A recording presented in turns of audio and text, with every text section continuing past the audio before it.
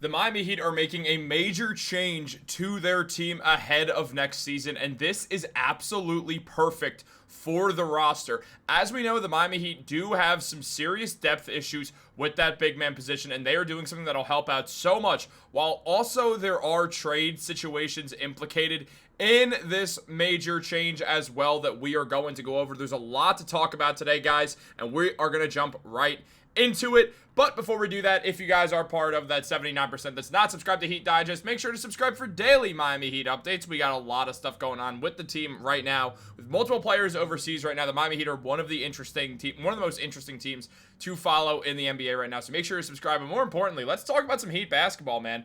Look, as we all know, the Miami Heat have the luxury of having the NBA's best coach, meaning they're always going to play better than what the roster shows, and this is not a half-bad roster that we're looking at. However, there clearly are some holes in this roster that are completely undeniable. I mean, when we look at the big man situation for Miami, things are thin. We know that. I love showing this graphic, even though I don't love the way the lineups are made out.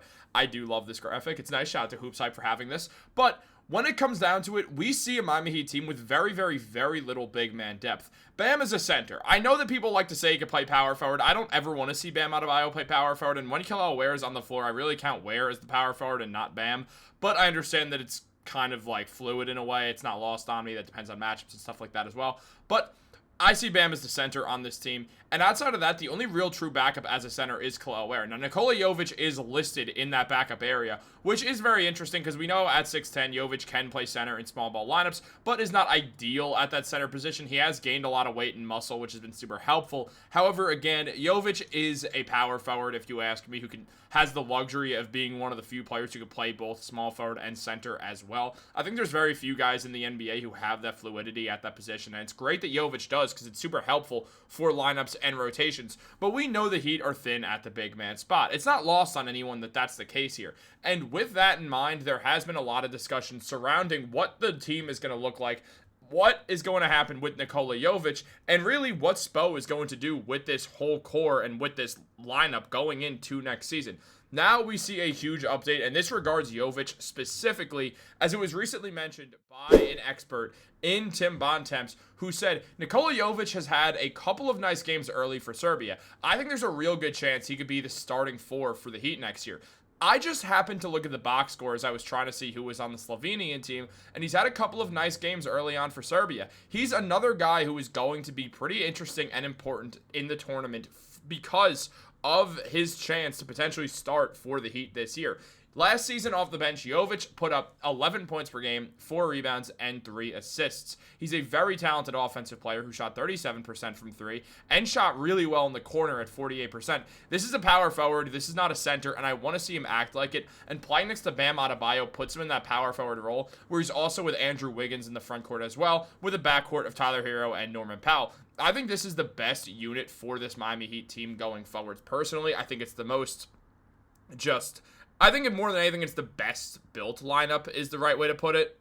And Jovic has made it very clear that he is doing really, really well over in Serbia, crediting his teammates as a big part of that, his Serbian teammates, saying, my teammates are so talented that they always give me open looks. If I'm at the right place at the right time, I'll score, transition, off-ball movement. I always stay alone somehow. Stats don't matter as long as we are winning. It's easy to play with these guys. And we've seen that from Jovic, who looks absolutely excellent thus far. I mean, the man's been playing phenomenal basketball. There's no doubt about it. And with that in mind, it is time for Jovic to really become a starter for this team going forwards. I see Jovic as a guy who is a long-term starter on the Miami Heat. He feels like a type of player who's just going to continually get better as time goes on, and now he's going into his 4th season. We typically see guys go overseas, play for their country, and come back with a different motivation, playing a lot better than they ever had before. I would not at all be surprised if Jovic starts going on an absolute tear. We saw that he was the best player on the floor for Serbia, which, you know, has Jokic on it,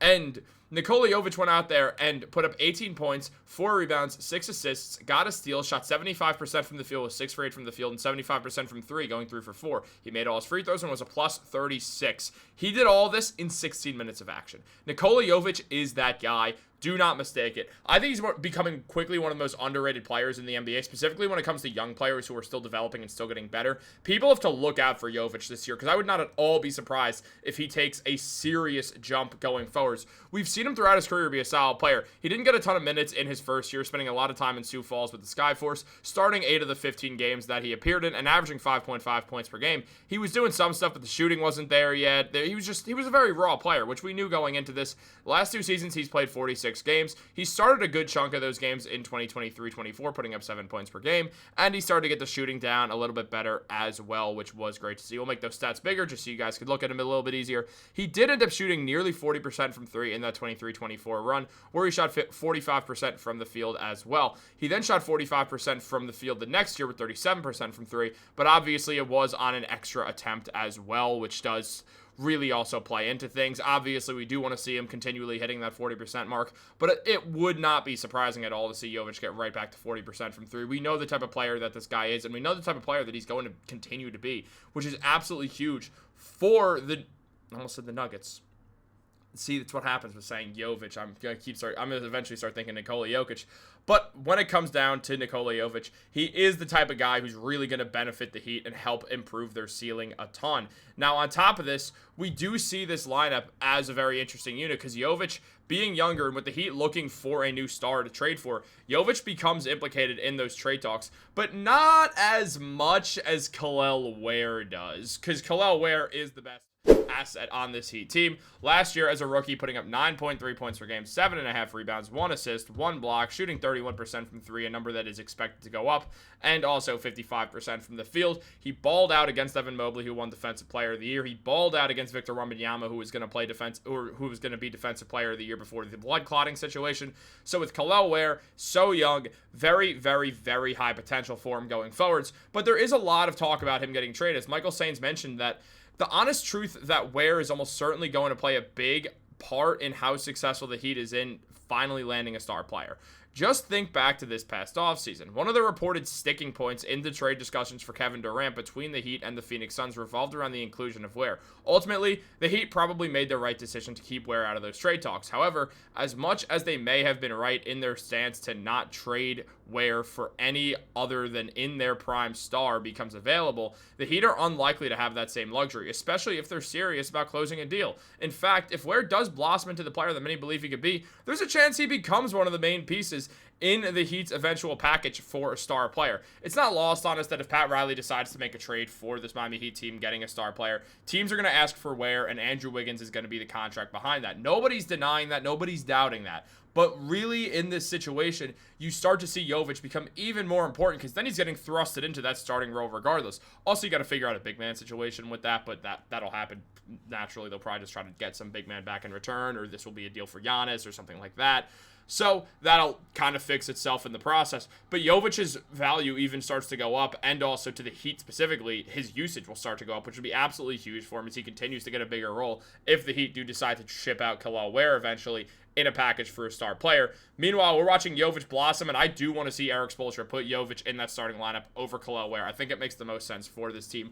But what do you guys think? Let me know in the comments down below. Like this video, subscribe, turn on post notifications. Have a great day. I will catch you later.